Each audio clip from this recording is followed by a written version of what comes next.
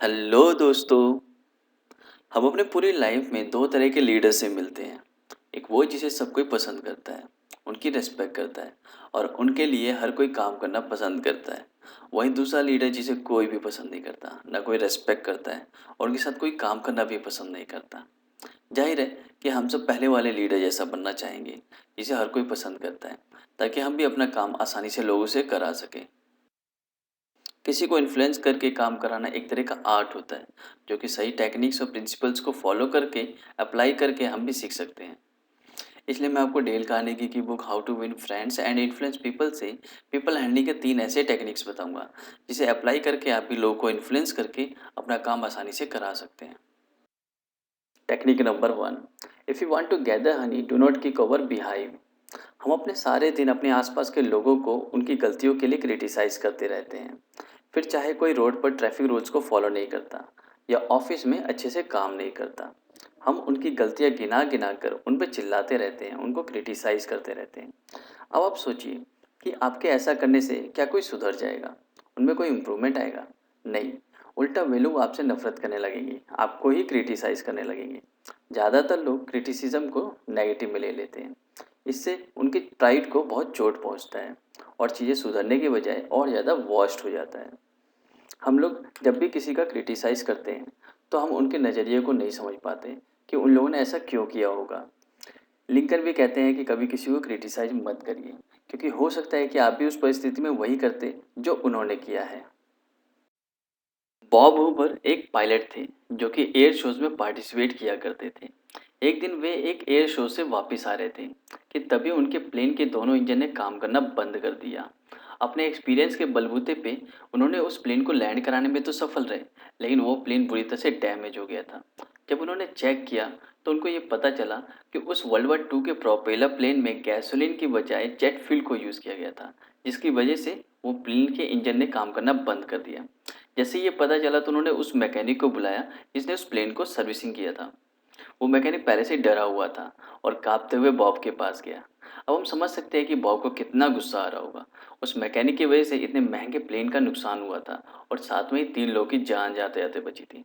लेकिन जैसे वो मैकेनिक उनके पास गया, बॉब बिल्कुल ही शांत थे और उनके कंधे पे हाथ रख के बोले कि मैं जानता हूँ कि तुम ये गलती दोबारा नहीं करोगे, इसलिए कल से तुम मेरे F-51 प्लेन की सर्विसिंग करो।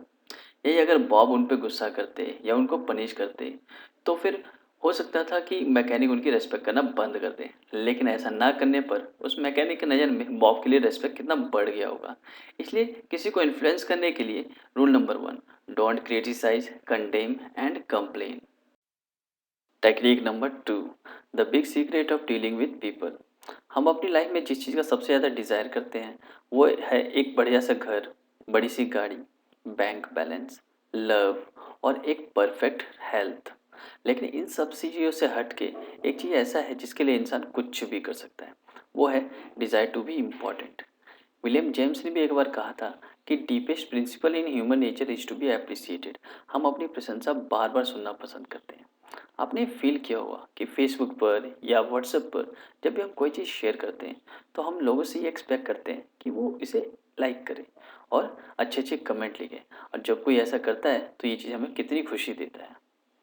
अगर कोई हमें अप्रिशिएट करता है तो वो चीज़ हमें इतना मोटिवेट करता है कि हम और अच्छा काम करने लगते हैं। इसका एक इंसिडेंट मेरे स्कूल लाइफ में भी हुआ था। मैं अपने स्कूल में बहुत ही एवरेज स्टूडेंट था पढ़ाई में। स्कूल में टीचर के किसी भी क्वेश्चन का जवाब नहीं दे पाता था। एक बार मैंने हिम्मत करके टीचर के क्वेश्चन का जवाब दिया, इसके लिए मेरी क्लास में सबने मेरे लिए तालियां बजाई। ये चीज़ ने मुझे इतना मोटिवेट किया कि मैंने फिर उसके बाद से पढ़ाई करना शुरू कर दिया। चार्ल्स श्वाब अमेरिका के उन पर्सनैलिटी में से एक थे जिनकी सैलरी $1 मिलियन से ज़्यादा थी। ये उस टाइम की बात है जब $50 पर वीक भी बहुत अच्छी सैलरी मानी जाती थी। इतनी सैलरी उनको ज़्यादा काम करने की वजह से या उनकी ज़्यादा नॉलेज की वजह से नहीं मिलता था, बल्कि वो कहते हैं कि उनके लोगों के साथ डील करने की एबिलिटी की वजह से मिलता था। वो जब भी किसी को देखते तो उनमें एंथुसियाज्म को जगा देते थे। वो कभी किसी को क्रिटिसाइज़ नहीं करते थे। जब भी उनको कोई चीज़ अच्छा लगता तो उनकी तारीफ़ दिल खोल के करते थे, जिससे लोग मोटिवेट होके और अच्छा काम करने लगते थे। नॉर्मली हम लोग किसी गलत चीज़ को क्रिटिसाइज़ करते हैं, लेकिन अच्छी चीज़ को कभी एप्रिशिएट नहीं करते। क्रिटिसाइज़ करना ईज़ी है, लेकिन लोगों को इन्फ्लुएंस करने के लिए हमें एप्रिशिएट करना सीखना होगा। अगर आप मैरिड हैं तो आप अपने पार्टनर के हर छोटी से छोटी चीज़ों के लिए अप्रिशिएट करिए। उन्हें बोलिए कि आप खाना बहुत अच्छा बनाती हैं, चीज़ों को बहुत अच्छे से मैनेज करती हैं। यही अगर कोई चीज़ गलत लगता है आपको तो उसे इग्नोर करिए, इससे आपका रिलेशनशिप बहुत स्ट्रांग बनेगा। इसी तरह ऑफिस में एम्प्लॉय को क्रिटिसाइज़ करने की बजाय उन्हें एप्रिशिएट करिए, ताकि वो लोग मोटिवेट होकर और अच्छा काम कर सकें। एप्रिशिएशन का मतलब ये नहीं कि आप लोगों की झूठी तारीफ करें या फिर उनकी चापलूसी करें।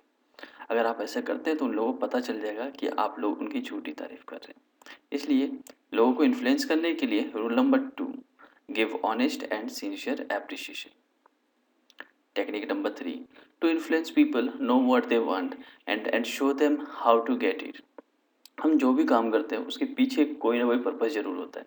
जैसे कि हम लोग बिजनेस करते हैं ताकि अच्छी प्रॉफिट कमा सकें, जॉब करते हैं ताकि अच्छी सैलरी कमा सकें, यहाँ तक कि हम लोग डोनेशन देते हैं ताकि हम लोग अंदर से अच्छा फील कर सकें। हमारी तरह ही और लोग भी जो भी काम करते हैं उसके पीछे उनका कोई पर्पस या उनका कोई नीड ज़रूर होता है। लोगों का इंटरेस्ट वो क्या चाहते हैं उसी में होता है, दूसरा क्या चाहता है उससे उनको कोई मतलब नहीं होता। इसलिए अगर आप किसी को इन्फ्लुएंस करना चाहते हो तो वो क्या चाहते हैं उस बारे में बात करें और उसको अचीव करने में उनकी हेल्प करें।